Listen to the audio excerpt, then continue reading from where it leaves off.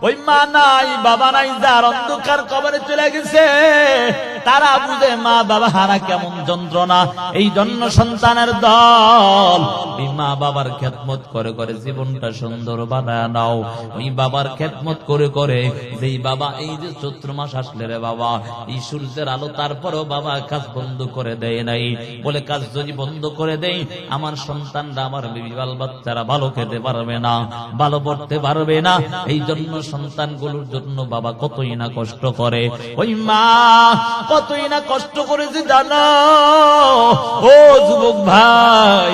ওই মা কত কষ্ট করে করে তোমাকে গর্ভে ধারণ করেছে, একটা বারো চিন্তাও করলা না।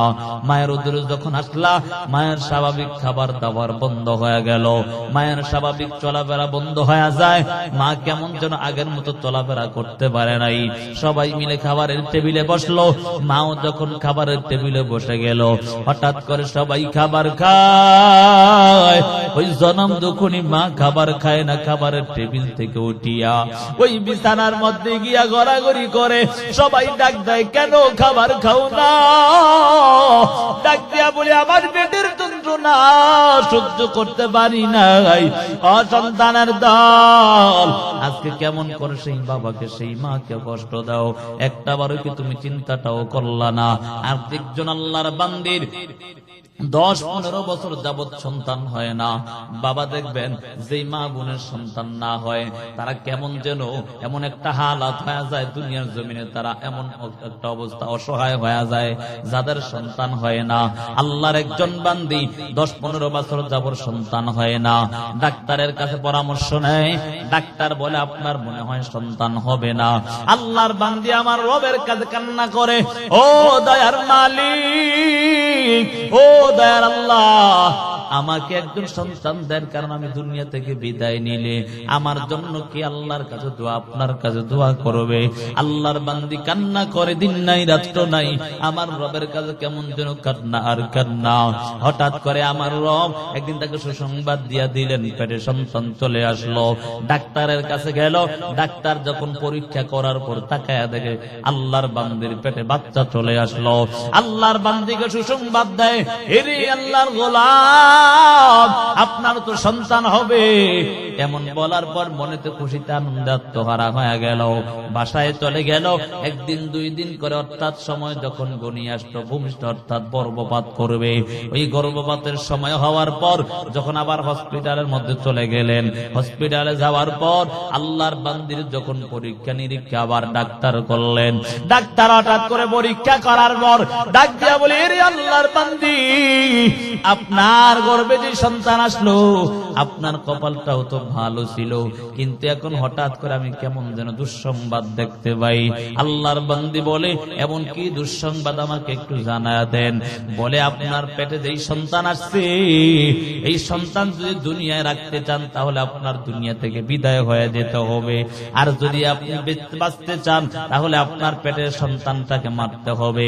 এমন বলার পর আল্লাহর বান্দি কেমন যেন হতাশ হয়ে যায়, কান্না করে। ও ডাক্তার সাহেব, কি বলতেছেন? ডাক্তার ডাক দেয়া বলি, আল্লাহর বান্দি, যদি তুমি বলো তাহলে তোমার সন্তানকে আমরা আল্লাহর মেহমান, আল্লাহর দয়ায় তোমার সন্তানকে বাঁচাইতে পারবো। আর যদি তুমি বলো না না, তোমার সন্তান আর দরকার নাই, তুমি বাঁচবা, তাহলে আমরা চেষ্টা করব।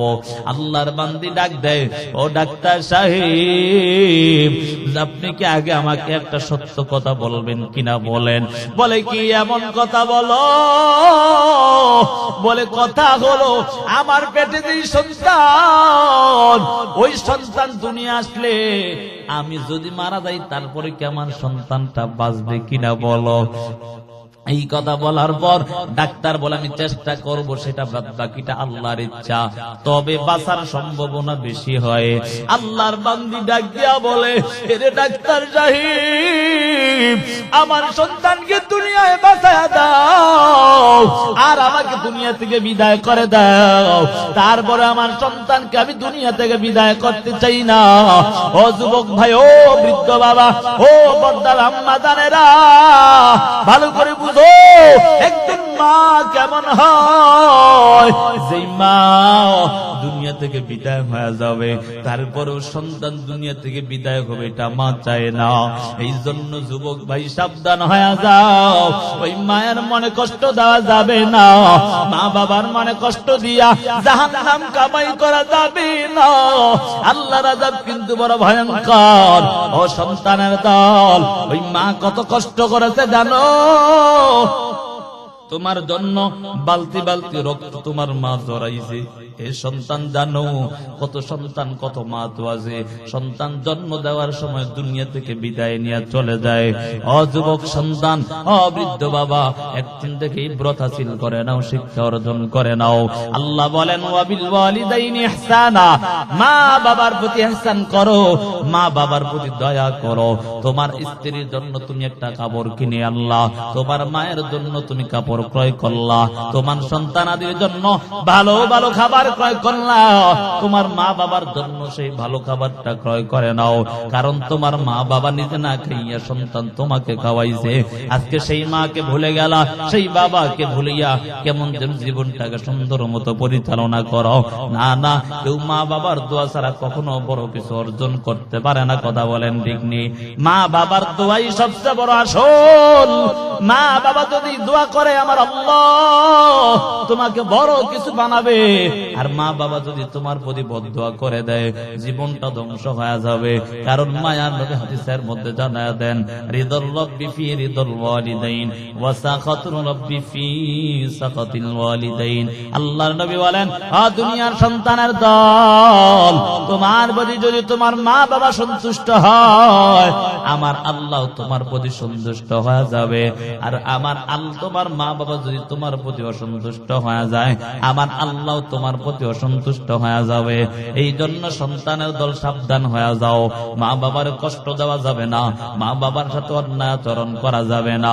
অসন্তানের দল, যুবক ভাই ভালো করে শুনে নাও, যুবতী বোনেরা ভালো করে শোনো, ওই মা বাবার খেদমত করে করে জীবনটা বড় সুন্দর বানায় নিবা। আল্লাহর বান্দা শোনো, ওই মা কত কষ্ট করেছে জানো? এই শীতের সময় সবাই ঘুমায়, তোমার জনম দুকুনি মা ঘুমায় না। মা তাকাইয়া দেখে সন্তানটা কেমন যেন বিছানাটা নষ্ট করে ফেললো, মা উঠিয়া আরেকটা বিছানা পরিবর্তন করে দেয়। আবার কিছুক্ষণ পর তাকায়া দেখে সন্তানের বিছানাটাও নষ্ট করে দেয়। মা আবার উঠিয়া ওই বিছানাটা পরিবর্তন করে দেয়। এমন করতে করতে রাত্র শেষ হয় না, কিন্তু সন্তান কেমন যেন বিছানা সব নষ্ট করে ফেলল। মা মন পেরেশান, মা বড় চিন্তা। মায়ের মনে একটাই চিন্তা হয়ে গেল, আরে আমার সন্তানটা ময়লা জায়গায় ঘুমালে আমার সন্তান অসুস্থ হয়ে যাবে, মায়ের চোখে ঘুম নাই। ও সন্তানের দল, তুমি তো রাত্রে ঘুমাইলা, তোমার মা কিন্তু রাত্রে ঘুমায় না। তুমি যখনই উদরে আসলা, ওই সময় থেকে তোমার মায়ের স্বাভাবিক ঘুম সবকিছু বন্ধ হয়ে গেছে। তুমি যখন উদরে আসলা, তোমার মায়ের স্বাভাবিক খাবার দাবার বন্ধ হয়ে গেছে। অথচ তাকাইয়া দেখো সন্তান কেমন যেন ওই মারে কষ্ট দেয়, ওই বাবারে কষ্ট দেয়। যেই বাবা মাতার গাম্বায় পালাইয়া কত রকম কষ্ট করে করে সন্তানের জন্য খাবার অন্বেষণ করেছে, অথচ সেই সন্তান ওই বাবাকে কষ্ট দেয়। ও সন্তানের দল, শীতের রাত্র তাকায় দেখে মা আরেকটা বিছানা নষ্ট করে ফেললো। এমন করতে করতে সব বিছানাগুলো নষ্ট হয়ে যায়, আর কোন বিছানা পাওয়া যায় না।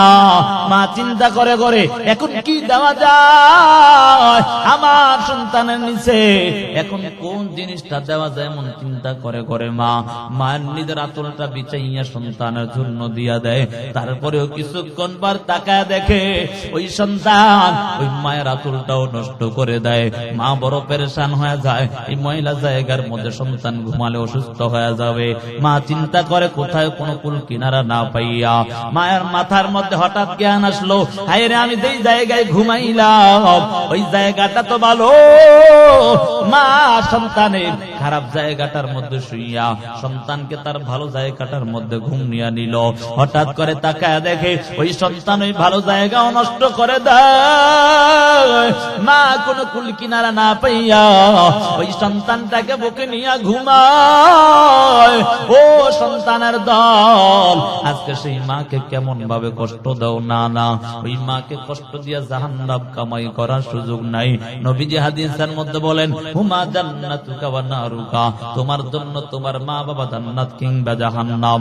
তোমার মা বাবা তোমার প্রতি সন্তুষ্ট হয়ে গেলে আমার রব তোমার জন্য জান্নাত অবধারিত করবে। ও যুবক ভাই, এই জন্য সময় আছে, মায়ের খেদমত করো, বাবার খেদমত করিয়া আল্লাহর কাছে কান্না করবা, মা বাবার খেদমত করবা, জীবনটা বড় সুন্দর হয়ে যাবে। একজন আল্লাহর বান্দির পেটে সন্তান আসার পর হঠাৎ করে স্বামী দুনিয়া থেকে বিদায় নিয়ে চলে যায়। রে বাবা, দেখবেন আসলে সবচেয়ে আপন কিন্তু দুনিয়ার জমিনে একজন স্ত্রীর স্বামী। কথা কয় না? আবার স্বামীর জন্য একজন আপন হলো তার আদরের স্ত্রী। বলে কেন? মৃত্যুর আগ পর্যন্ত একজন আরেকজনের পাশে থাকে। কথা বলেন ঠিক নেই? মা বাবা আস্তে আস্তে যখন সন্তান বড় হয় আলাদা করে দেয়, কিন্তু স্বামী স্ত্রী একজন আরেকজন মৃত্যুর আগ পর্যন্ত এক থাকে। কথা বলেন। এক নাম্বার কারণ হলো তার মধ্যে আল্লাহর ভয় নাই। আল্লাহ বলেন, আমি আল্লাহর ইবাদত করবা, অন্য কারো ইবাদত করা যাবে না, শয়তানের দোকায় পড়া যাবে না, শয়তানের দোকায় পড়ে নামাজ ছাড়া যাবে না, শয়তানের দোকায় পড়ে বেপরদায় চলা যাবে না। আমার আল্লাহ বলেন ইবাদত করবা আমার। বলে ইবাদত শুধু নামাজ পড়া ইবাদত? বলে না না, বেপরদায় চলতে পারবা না, পর্দায় চলিয়া এটাও মাওলার ইবাদত, নামাজ পড়বা এটাও মাওলার ইবাদত, রমজানের রোজা রাখবা এটাও মাওলার ইবাদত। কথা বলেন ঠিক নেই? ও যুবক ভাই, ও বৃদ্ধ বাবা, ও পর্দালাম্মা জানেরা, আজকে তাকাইয়া দেখো আমার আল্লাহর বান্দা বান্দিরা কেমন করে নামাজ পড়ো না, রোজা রাখো না, আমার রবের বিধানগুলো পালন করো না। একটা বড় কি তোমার চিন্তা হয় না এই গাজীপুরের মধ্যে তো ইন্ডাস্ট্রির অভাব নাই? কথা বলেন ঠিক নেই? তাকায় দেখবেন ওই কোম্পানির মধ্যে চাকরি করলে কোম্পানিওয়ালা বেতন দেয়, ঠিক নেই? যদি চাকরি না করেন কোম্পানিওয়ালা বেতন দিবেনি? দিবে? ও বাবা, কারো যদি আপনি কাজ না করেন আপনাকে বেতন দিবে না? একটু আর চিন্তা করো।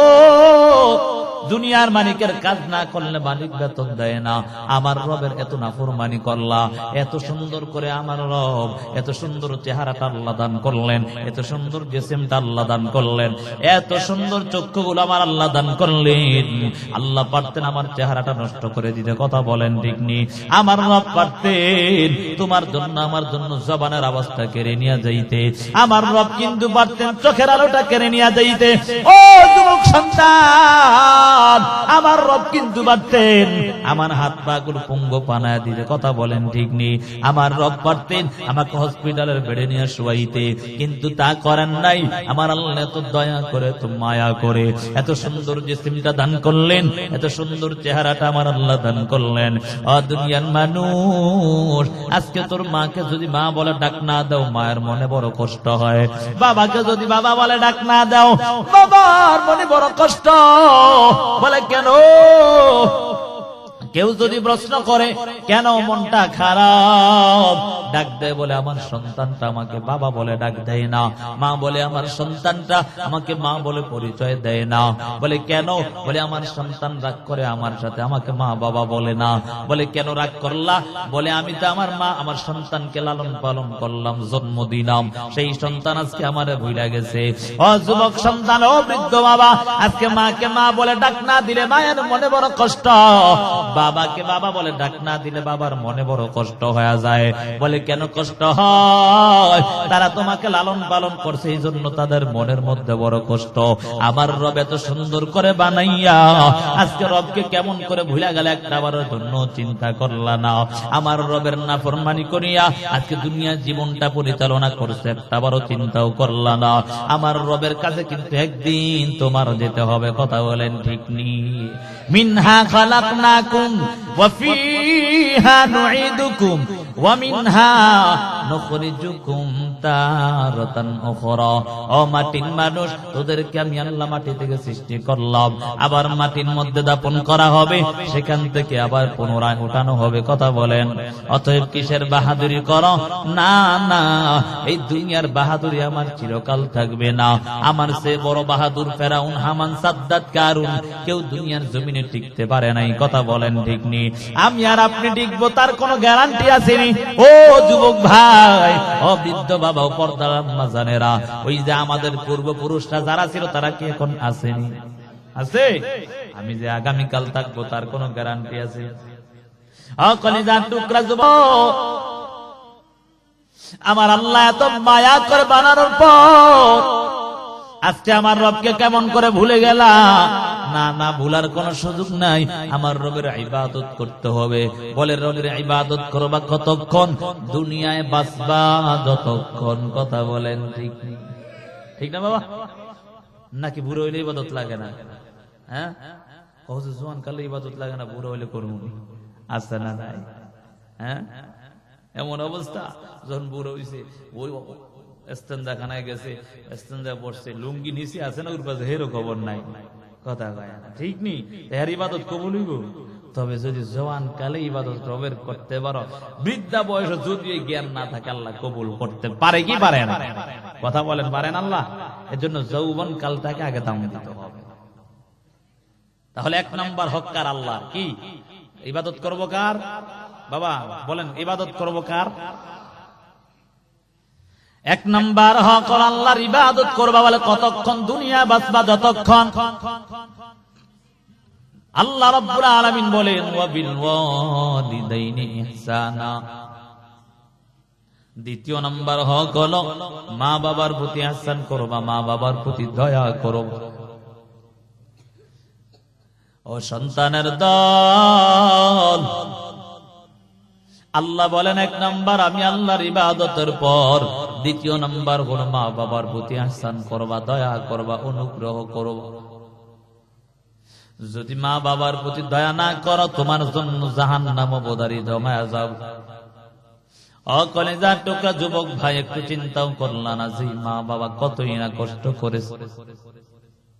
যার মা নাই, যার বাবা নাই, সে বুঝি মা বাবা হারা কেমন যন্ত্রণা। যার মা নাই, যার বাবা নাই, সে বুঝি মা বাবা হারা কেমন যন্ত্রণা। ওই ঘরে গিয়ে একবার মা মা বলে ডাক দিতে পারে নাই, বাবাকে বাবা বলে ডাক দিতে পারে নাই। আমি জানি আমার বাবা নাই, আমার কপালটাও পুড়ে গেল, আমিও বাবা বলে ডাক দিতে পারি না। গতকালকে আমার মাহফিল আমার এলাকার মধ্যে ছিল, বাসায় গেলাম, গিয়া দেখি আমার বাবা নাই। আরে যুবক ভাই, মনটাকে বুঝাইতে পারি না। আজকে যদি আমার বাবা থাকতো, আমার সাথে কতই না কথা বলতো। আমি কয়েকদিন আগে আমার চাঁদপুরের দিকে মাহফিল, বাসার দিকে মাহফিলে গেলাম। আমি তাকায় দেখি আমাদের রাস্তার মধ্যে আমার বড় চাচা দাঁড়ায় আছে। আমি সালাম দেওয়ার পর বলে, চাচা এখানে দাঁড়িয়ে রইলেন কেন? বলে আমার সন্তান আসবে জন্য দাঁড়ায় রইলাম। ওই সময় চোখের পানি চলে আসলো। হায় রে, আমি তো আজকে আমার বাসায় আসলাম, যদি আমার বাবা থাকতো তাহলে তো আজকে আমার বাবাটা আমার জন্য এভাবে দাঁড়ায় থাকতো। দেখতাম মাঝে মাঝে কত রাত্র গভীরে আমার বাবা টেলিফোনটা দিত, আজকে টেলিফোন নাই। এর সন্তানের দল, ওই মা নাই বাবা নাই যার, সে বুঝে মা বাবা হারা কেমন যন্ত্রণা। এজন্য যুবক ভাই, যখন বাবার কথা স্মরণ হয় কলিজাটা ফাটিয়া যায়। জানো, প্রত্যেকটা বয়ানের মধ্যে হঠাৎ করে স্মরণ হয়ে যায়, বাবার কথা স্মরণ হয়ে যায়। আমি নিজেই তো সহ্য করতে পারি না, আপনাদেরকে কি বলবো? কারণ আমি নিজের চোখে তাকায় তাকায় দেখছি আমার বাবা কতই না কষ্ট করেছে। একটা মাদ্রাসায় খেদমত করতে নিজের চোখে দেখতাম 4-5 হাজার টাকার হাদিয়া পাই। আমরা 8 জন ভাই বোন আলহামদুলিল্লাহ, কাউকে কোরআন পড়ানো ছাড়া বাকি রাখে নাই। কিন্তু আমার বাবা কোনোদিন আমাদেরকে না খাওয়ায়ও রাখতেন না।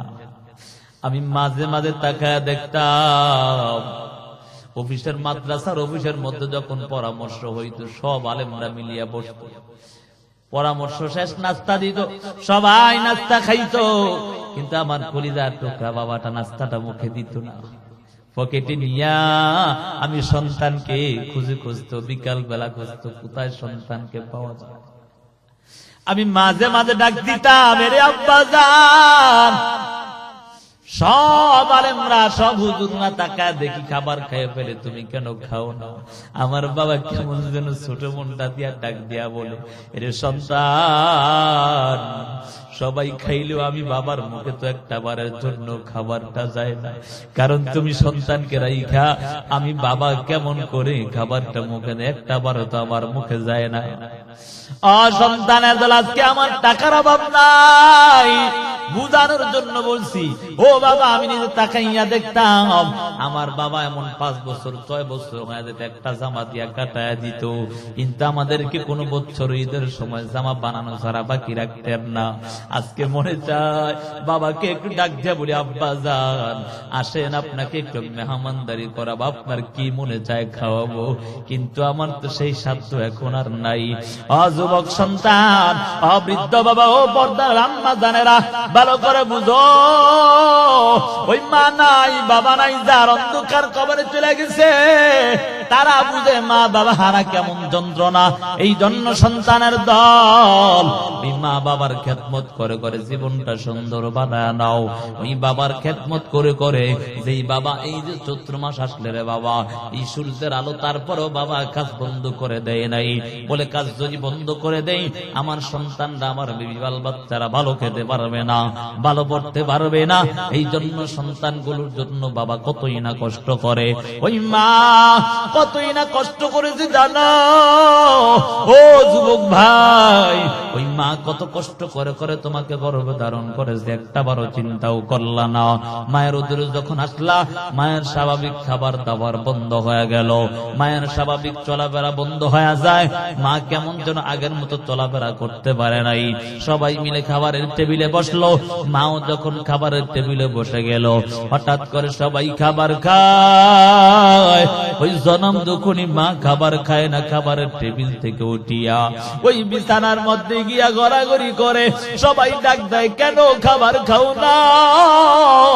ডাক দিয়া বলে, আমার পেটের যন্ত্রণা সহ্য করতে পারি নাই। অসন্তানের দল, আজকে কেমন করে সেই বাবাকে সেই মাকে কষ্ট দাও, একটা বারো কি তুমি চিন্তাটাও করলা না? আর একজন আল্লাহর বান্দির 10-15 বছর যাবৎ সন্তান হয় না, বাবা দেখবেন যেই মা বোনের সন্তান না হয়, তারা কেমন যেন এমন একটা হালাত হয়ে যায় দুনিয়ার জমিনে, তারা এমন একটা অবস্থা অসহায় হয়ে যায় যাদের সন্তান হয় না। আল্লাহর একজন বান্দি 10-15 বছর যাবৎ সন্তান হয় না, ডাক্তারের কাছে পরামর্শ নেয়, ডাক্তার বলে আপনার মনে হয় সন্তান হবে না। আল্লাহর বান্দি আমার রবের কাছে কান্না করে, ও দয়ার মালিক, ও দয়ার আল্লাহ, আমাকে একজন সন্তান দেন, কারণ আমি দুনিয়া থেকে বিদায় নিলে আমার জন্য কি আল্লাহর কাছে দোয়া, আপনার কাছে দোয়া করবে। আল্লাহর বান্দি কান্না করে, দিন নাই রাত্র নাই, আমার রবের কাছে কেমন যেন কান্না আর কান্না। হঠাৎ করে আমার রব একদিন তাকে সুসংবাদ দিয়া দিলেন, পেটে সন্তান চলে আসলো। ডাক্তারের কাছে গেল, ডাক্তার যখন পরীক্ষা করার পর তাকায়া দেখে আল্লাহর বান্দির পেটে বাচ্চা চলে আসলো। আল্লাহর বান্দিকে সুসংবাদ দেয়, এরে আল্লাহর গোলাম, আপনার তো সন্তান হবে। এমন বলার পর মনেতে খুশিতে আনন্দে আত্মহারা হয়ে গেল, বাসায় চলে গেল। একদিন 2 দিন করে, অর্থাৎ সময় যখন গনিয়ে আসলো, ভূমিষ্ঠ অর্থাৎ গর্ভপাত করবে।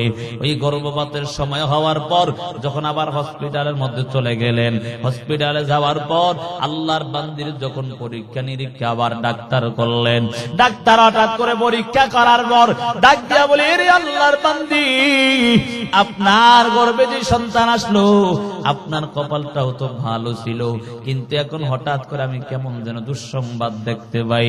আল্লাহর বান্দি বলে, এমন কি দুঃসংবাদ আমাকে একটু জানায়া দেন। বলে, আপনার পেটে যেই সন্তান আসছে, এই সন্তান যদি দুনিয়ায় রাখতে চান তাহলে আপনার দুনিয়া থেকে বিদায় হয়ে যেতে হবে, আর যদি আপনি বাঁচতে চান তাহলে আপনার পেটের সন্তানটাকে মারতে হবে। এমন বলার পর আল্লাহর বান্দি কেমন যেন হতাশ হয়ে যায়, কান্না করে, ও ডাক্তার সাহেব কি বলতেছেন?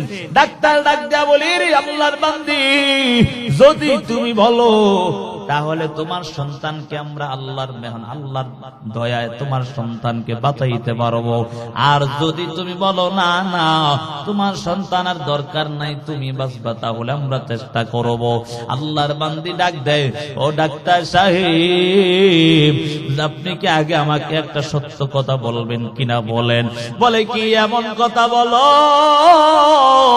বলে কথা হলো আমার পেটে যেই সন্তান, ওই সন্তান দুনিয়া আসলে আমি যদি মারা যাই তারপরে কি আমার সন্তানটা বাঁচবে কিনা বলো। এই কথা বলার পর ডাক্তার বলে আমি চেষ্টা করব, সেটা বাকিটা আল্লাহর ইচ্ছা, তবে বাঁচার সম্ভাবনা বেশি হয়।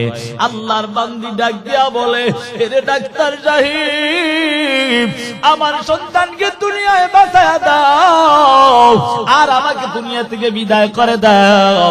তারপরে আমার সন্তানকে আমি দুনিয়া থেকে বিদায় করতে চাই না। ও যুবক ভাই, ও বৃদ্ধ বাবা, ও পর্দার আম্মা জানেরা, ভালো করে বুঝো একজন মা কেমন হয়। যেই মা দুনিয়া থেকে বিদায় হয়ে যাবে, তারপরেও সন্তান দুনিয়া থেকে বিদায় হবে, এটা মা চায় না। এই জন্য যুবক ভাই সাবধান হয়ে যাও, ওই মায়ের মনে কষ্ট দেওয়া যাবে না, মা বাবার মনে কষ্ট দিয়া জাহান্নাম কামাই করা যাবে না। আল্লাহর আযাব কিন্তু বড় ভয়ঙ্কর। ও সন্তানের দল, ওই মা কত কষ্ট করেছে জানো? তোমার জন্য বালতি বালতি রক্ত তোমার মা জড়াইছে। এ সন্তান জানো, কত সন্তান কত মা তো আছে, সন্তান জন্ম দেওয়ার সময় দুনিয়া থেকে বিদায় নিয়ে চলে যায়। অযুবক সন্তান, অবৃদ্ধ বাবা, একদিন থেকে ইব্রত হাসিল করে নাও, শিক্ষা অর্জন করে নাও। আল্লাহ বলেন, ওয়াবিল ওয়ালিদাইনি ইহসানা, মা বাবার প্রতি ইহসান করো, মা বাবার প্রতি দয়া করো। তোমার স্ত্রীর জন্য তুমি একটা কাপড় কিনে আনলা, তোমার মায়ের জন্য তুমি কাপড় ক্রয় করলা, তোমার সন্তানাদের জন্য ভালো ভালো খাবার ক্রয় করলা, তোমার মা বাবার জন্য সেই ভালো খাবারটা ক্রয় করে নাও।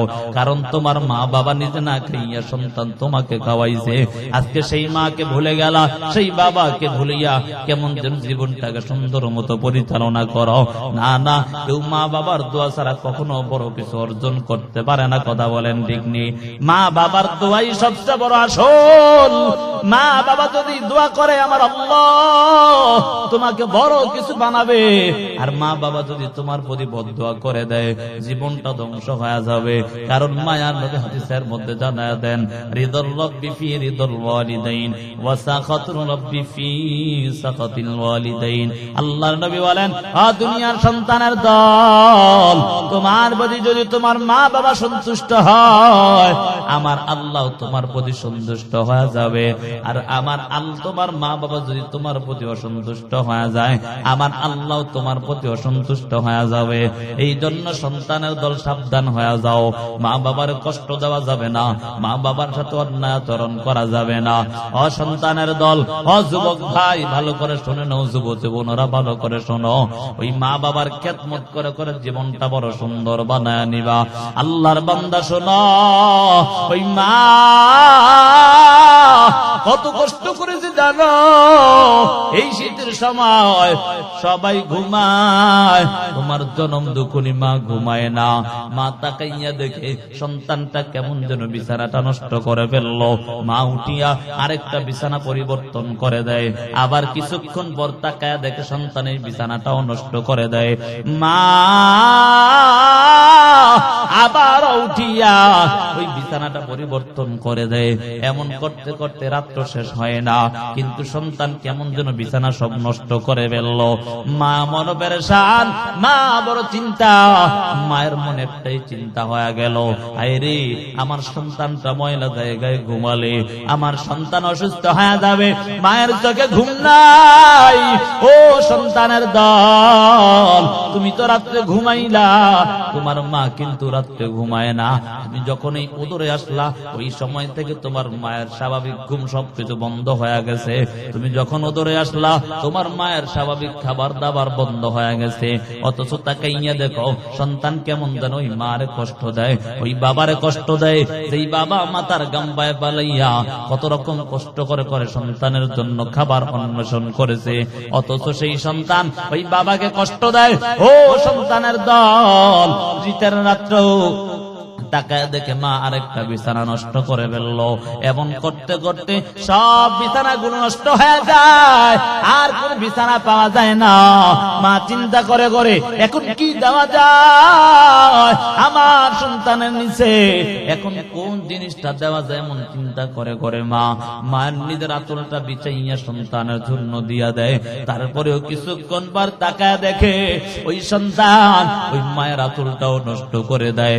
মা বড় পেরেশান হয়ে যায়, এই মহিলা জায়গার মধ্যে সন্তান ঘুমালে অসুস্থ হয়ে যাবে। মা চিন্তা করে কোথায় কোনো কুল কিনারা না পাইয়া মায়ের মাথার মধ্যে হঠাৎ জ্ঞান আসলো, হায় রে আমি যেই জায়গায় ঘুমাইলাম ওই জায়গাটা তো ভালো। মা সন্তানের খারাপ জায়গাটার মধ্যে শুইয়া সন্তানকে তার ভালো জায়গাটার মধ্যে ঘুম নিয়ে নিল।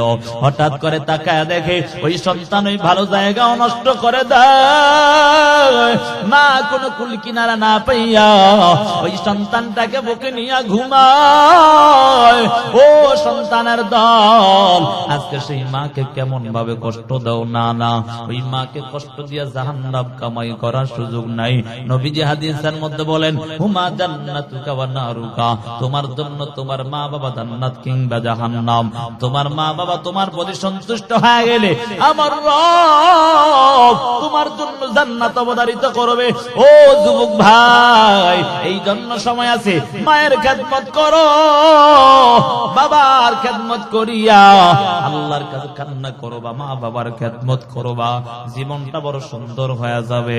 একজন আল্লাহর বান্দির পেটে সন্তান আসার পর হঠাৎ করে স্বামী দুনিয়া থেকে বিদায় নিয়ে চলে যায়। রে বাবা, দেখবেন আসলে সবচেয়ে আপন কিন্তু দুনিয়ার জমিনে একজন স্ত্রীর স্বামী। কথা কয়, আবার স্বামীর জন্য একজন আপন হলো তার আদরের স্ত্রী। বলে কেন? মৃত্যুর আগ পর্যন্ত একজন আরেকজনের পাশে থাকে। কথা বলেন ঠিক নেই? মা বাবা আস্তে আস্তে যখন সন্তান বড় হয় আলাদা করে দেয়, কিন্তু স্বামী স্ত্রী একজন আরেকজন মৃত্যুর আগ পর্যন্ত এক থাকে। কথা বলেন ঠিক না? অতএব মা বাবা অর্থাৎ স্বামী স্ত্রী একজন আরেকজন একবার আপন একটা সম্পর্ক হয়ে যায়। ঠিক না বাবা? শেষ পর্যন্ত এমন হয় যে বোঝা যায় যদি স্বামী কোন স্ত্রীর স্বামী মারা যায় কোন মায়ের, তাহলে দেখা যায় সে অসহায়ের মতো এলাকায় হয়ে যায়। ঠিক না বাবা? আল্লাহর বান্দির পেটে সন্তান আসার পর দুনিয়া থেকে স্বামী বিদায় নিয়ে চলে গেল, চিন্তায় বিভোর, কি করা যায়? মা অন্যের বাড়ি কাজ করে করে তারপর দিনটা কাটানো শুরু করে দিলেন। আস্তে আস্তে করে সন্তান যখন ভূমিষ্ঠ হওয়ার সময় হয়ে গেল, সন্তান ভূমিষ্ঠ হলো দুনিয়ার জমিনে।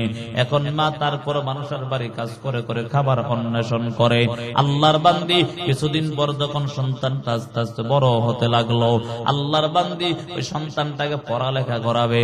বাবা দেখবেন, মা বাবা যদিও মূর্খ হয়, রিক্সা চালক হয়, তারপরও কেউ চায় না তার সন্তানটা যেন মূর্খ হয়। কেউ চায়? কেউ চায় বাবা?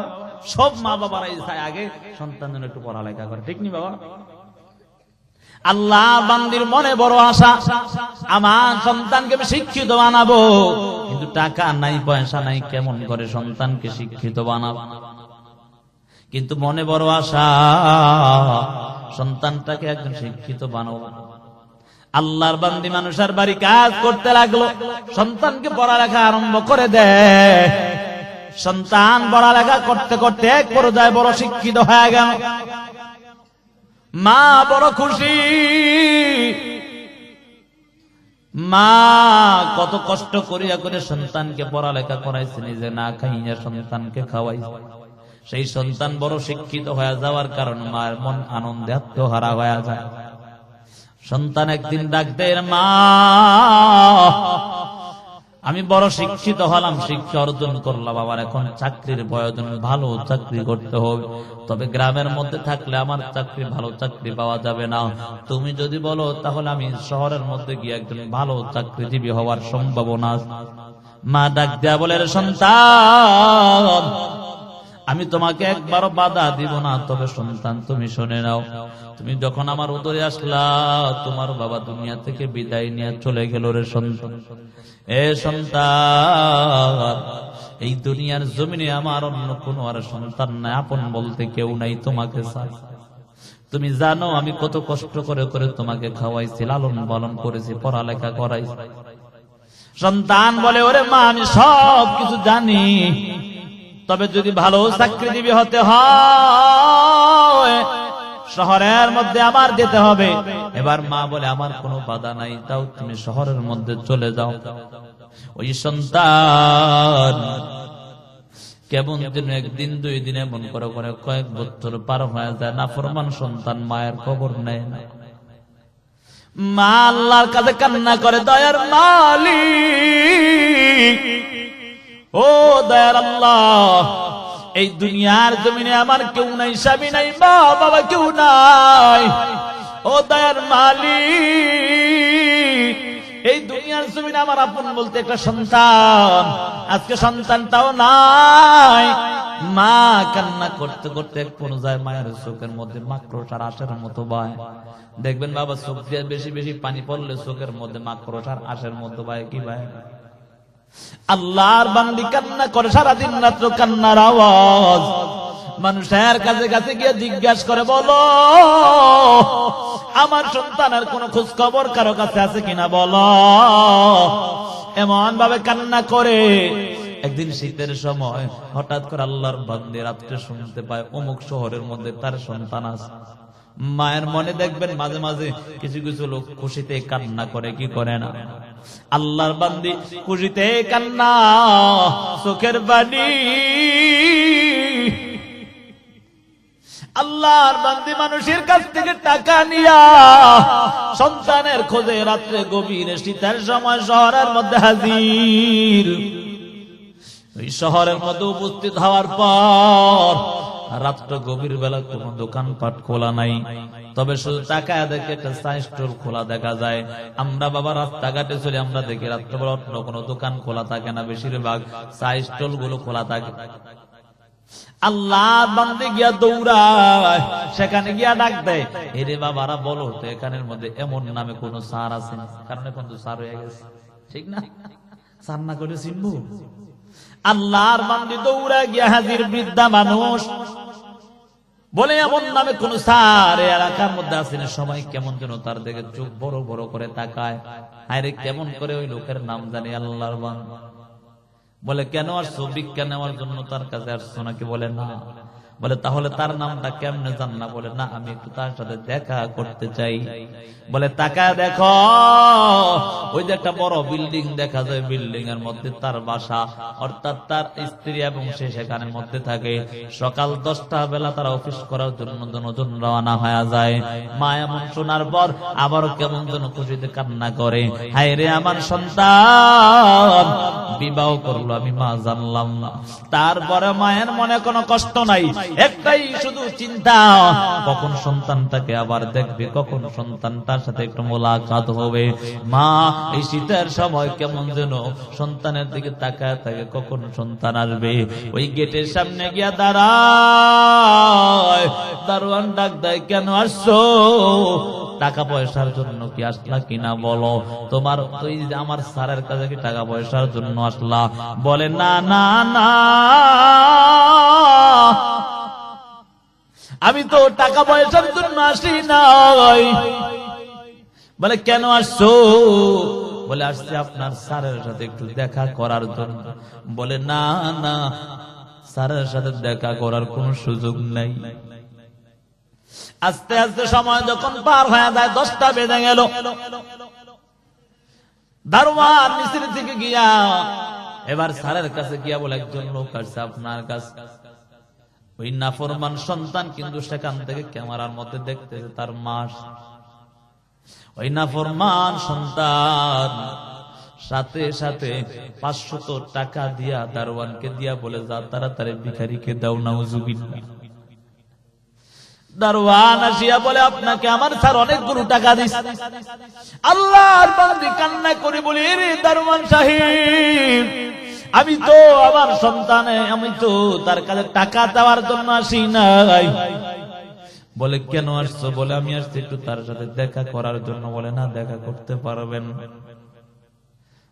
বলে আপনি কে? আপনি কেন আপনার সাথে দেখা করবেন একটু জানতে চাই। এবার ডাক দেয়, এর দরবার সাহেব, আপনার যে স্যার সে কিন্তু আমার ওই সন্তান। এই কথা বলার পর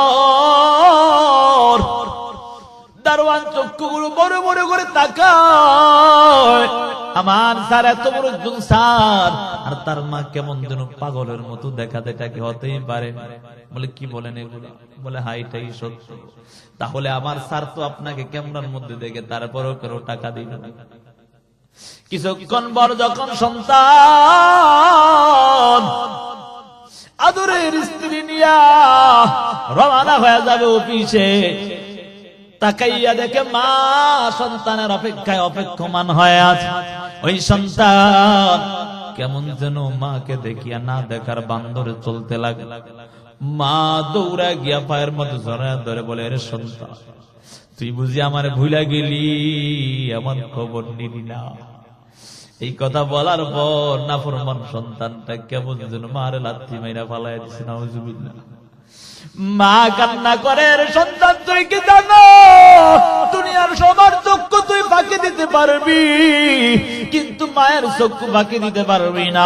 ও সন্তান, তুমি জানো না যখন তুমি আমার উপরে আসলা তোমার বাবা চলে গেল।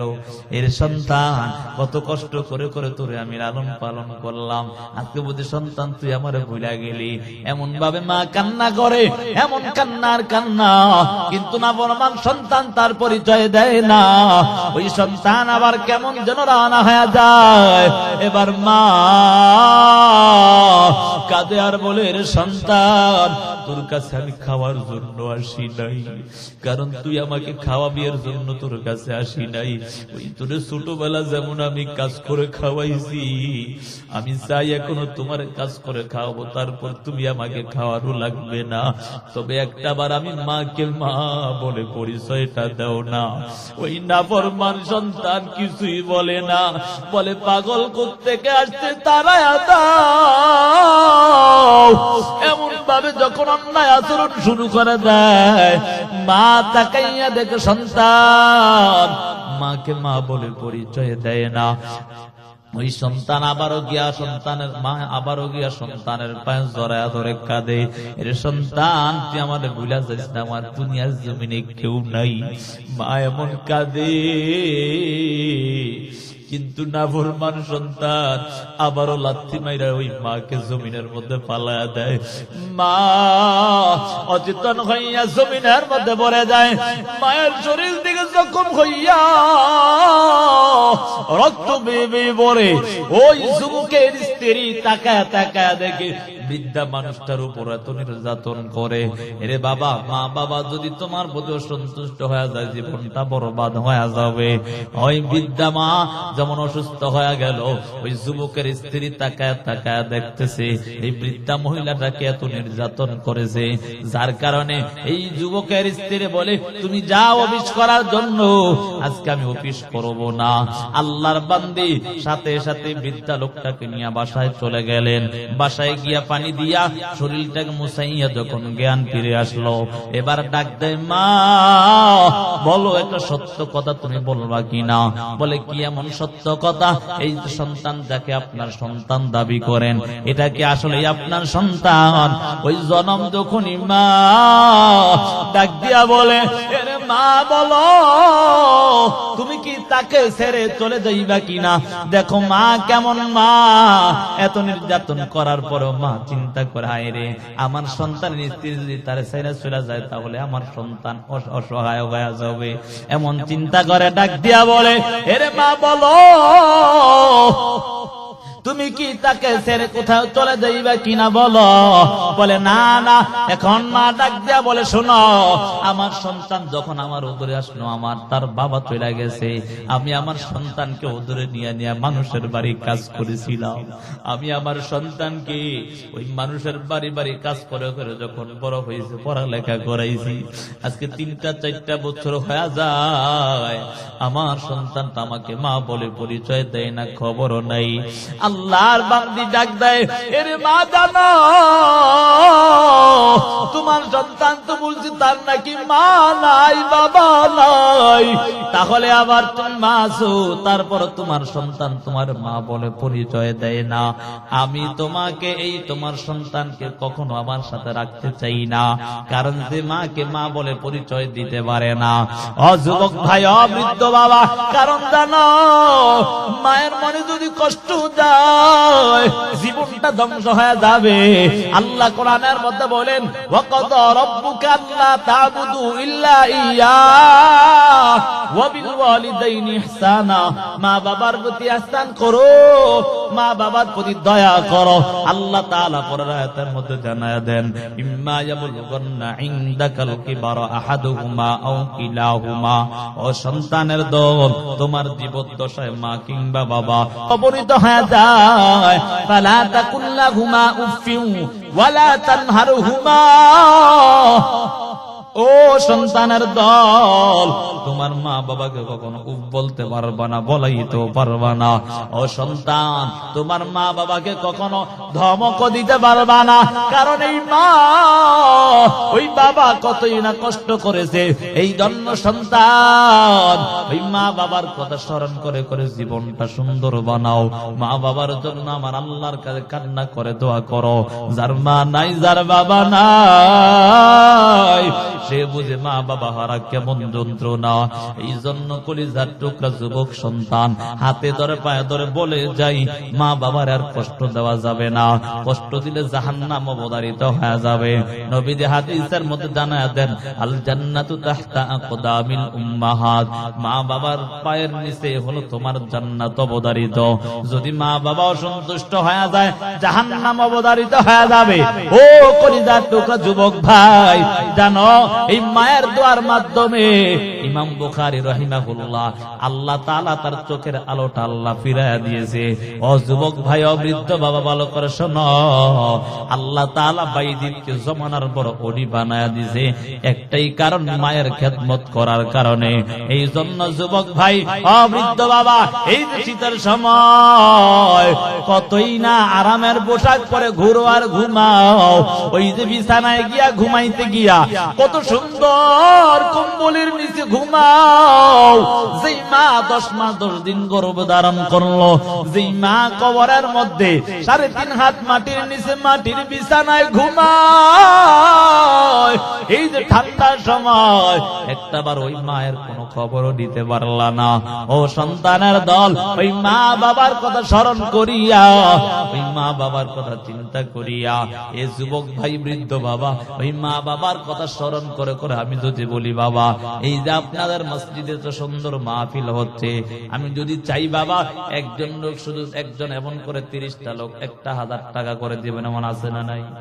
কথা কেন আছে না? আমরা এলাকা বহু মানুষ আছে বাবা, আমি চাই যে 30 জন লোক হুজুর তারা এখন হুজুর আমি চাই 1000 টাকা করে দেব, এমন লোক একটু দাঁড়ায়। আলহামদুলিল্লাহ, সকলে বলে আলহামদুলিল্লাহ। ভাই নাম কি? বাচ্চু সরকার, বাচ্চু শেখ সাহেব, 1000 টাকা। আলহামদুলিল্লাহ, দরকার নেই, কি কইলেন? আচ্ছা, আমি তো ভাবছি ও এই জায়গা লেখা আরেক পেয়েছে। যাক, আল্লাহ কবুল করেন, সকলে বলে আমিন। ভাই দিয়া ফেলছি, আমরা তো দেনে আমরা মসজিদে, ঠিক না? আল্লাহ কবুল করেন, সকলে বলে আমিন। আল্লাহ তাআলা সকলের দানকে কবুল করেন, সকলে বলে আমিন। তবে মা বাবার কথা স্মরণ করে দিবেন তো ইনশাআল্লাহ, আল্লাহ কবুল করেন। এই মা বাবার যদি দোয়া করে আপনি জীবনে বড় কিছু হবে। কথা বলেন ঠিক নি বাবা? কথা কয় না, ঠিক নি? এজন্য সন্তান তাহলে কি করতে হবে? মা বাবার প্রতি ইহসান, দয়া করতে হবে নাকি?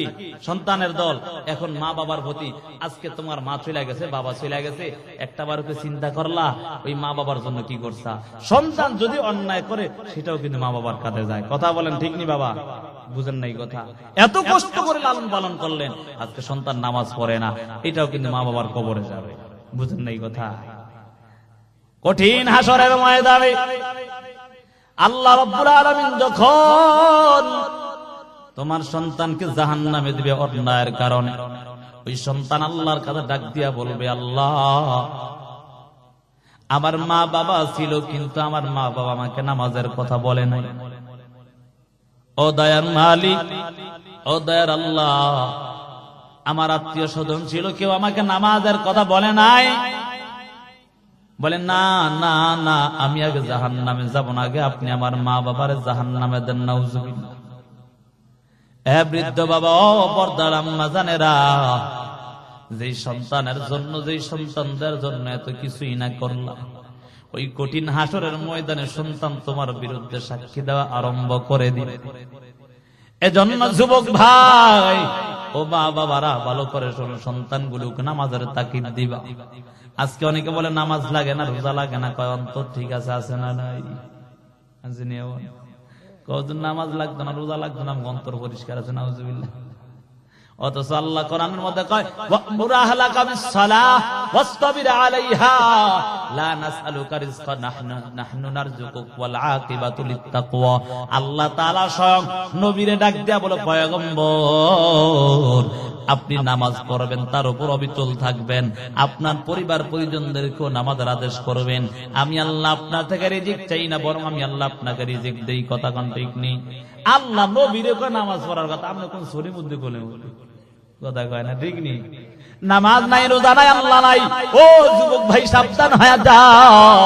নামাজ তারা যদি কবরে যাও, কবরটা বড় ভয়ঙ্কর জানো। আল্লাহ নবী হাদিসের মধ্যে বলেন, ক্বালান নবী সাল্লাল্লাহু আলাইহি ওয়া আলিহি ওয়া সাল্লাম, আল কবরু রাউযাতুম মির রিয়াজিল জান্নাহ আও হুফরাতুম মিন হুফারিন নার। ও দুনিয়ার উম্মতের দল, যারা গুনাহগার, বেঈমান, নাফরমান হয়ে যাবে, তাদের জন্য কবরটা কেমন যেন জাহান্নামের গর্ত হয়ে যাবে।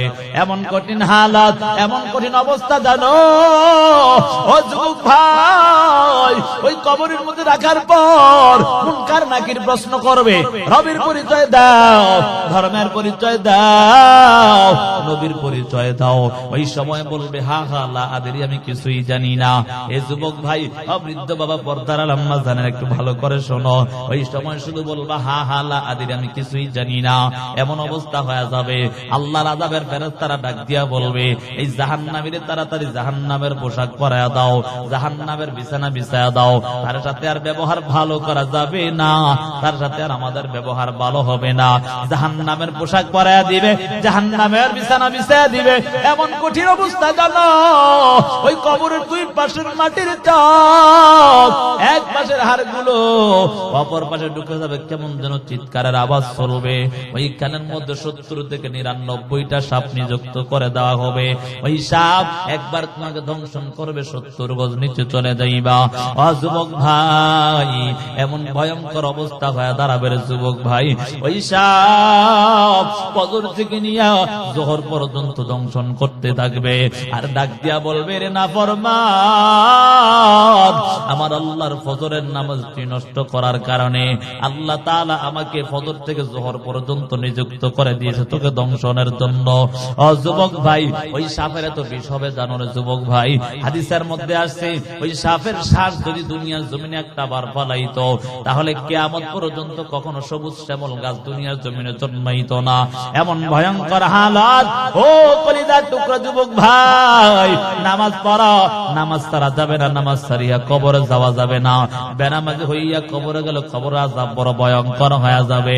আজকে চিন্তা করো, কি নিয়ে দুনিয়ার জমিনে আসলা, কি করতেছো, আবার কি নিয়ে কবরে যাইবা। আমলের দিকে তাকাইয়া দেখো, কি আমলটা করতেছো। এই আমল নিয়ে না নিয়ে যদি কবরে যাও, তোমার জন্য কবর ভয়ঙ্কর হালাত হয়ে যাবে। এই জন্যই তো কবর ডাক দেয়, এরে বনি আদম, আমি কিন্তু সব মৃত্যুর ঘর, আমি পোকামাকড়ের ঘর।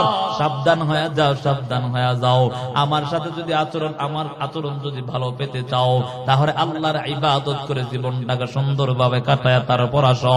আর যদি ইবাদত না নিয়ে আসো, নেক আমল না নিয়ে যদি কবরে আসো, তাহলে আমার সাথে তোমার সাথে আর ব্যবহার ভালো হবে না। এমন কঠিন অবস্থা হয়ে দাঁড়াবে। এই জন্য কলিজার টুকরা যুবক ভাই, নামাজ ছাড়া যাবে না। এই নামাজ না নিয়ে যদি কবরে যাও, কবরটা বড় ভয়ঙ্কর অবস্থা হবে। ওই কবরের মধ্যে রাখার পর ওই সাপ ফজর থেকে নিয়ে জোহর পর্যন্ত দংশন করবে, জোহর থেকে আসর পর্যন্ত, আসর থেকে মাগরিব, মাগরিব থেকে এশা, এশা থেকে আবার ফজর পর্যন্ত, অর্থাৎ এমন হালাতে চলতে থাকবে। এই জন্য সাবধান হয়ে যাও। দুনিয়ার আগুন সহ্য করতে পারি নাই, ওই জাহান্নামের আগুন কেমনে সহ্য করবা? তাকাইয়া কি দেখো না? ওই যে কয়েক মাস আগেই তো ঢাকার উত্তরাতে মাইল স্টেট স্কুলের মধ্যে আগুন লাগিয়া কত সন্তান জুলাপুরা সরকার হয়ে গেল। মা কান্না করে আমার সন্তান নাই, বাবা কান্না করে আমার সন্তান নাই। কত স্কুলের টিচাররা সন্তানদেরকে বের করতে গিয়া তারাও দুনিয়া থেকে বিদায় নিয়ে চলে গেল। মা কান্না করে ঘরে সন্তানকে বের করতে গিয়া মাও জুলাপুরা সরকার হয়ে গেল। এই দুনিয়ার আগুন তো কিছুই না রে সন্তান, দুনিয়ার আগুন কিছুই না।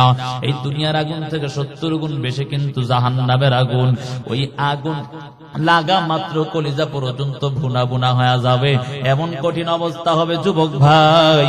আল্লাহ তাআলার আযাব সহ্য করতে কেউ 1 সেকেন্ডের ক্ষমতা হবে না। এই জন্য সাবধান হয়ে যাও। গুনাহগার হইয়া যদি কবরে যাও, ওই কবরের মধ্যে জাহান্নাম থেকে সৌরম রাস্তা করে দেওয়া হবে। ওই জাহান্নামের আগুনের তাপ লাগা মাত্র কলিজা পর্যন্ত বুনা বুনা হয়ে যাবে। পানির পিপাসায় কাতর হয়ে যাইবা, আল্লাহকে ডাকবা, ও আল্লাহ একটু পানি দাও, পানি দাও। আল্লাহ তোমার কোনো ডাকে আর শুনবে না। হাজার হাজার বছর পর্যন্ত আমার রবকে ডাকবা, তারপর আমার রব তোমার কোনো ডাকে ইশারা দিবে না। এমন অবস্থা হয়ে যাবে, আল্লাহকে ডাকতে ডাকতে মনে হয় যেন গলাও শুকায়া যাচ্ছে, তারপর আমার রব কোনো ডাকের ইশারা দিবে না।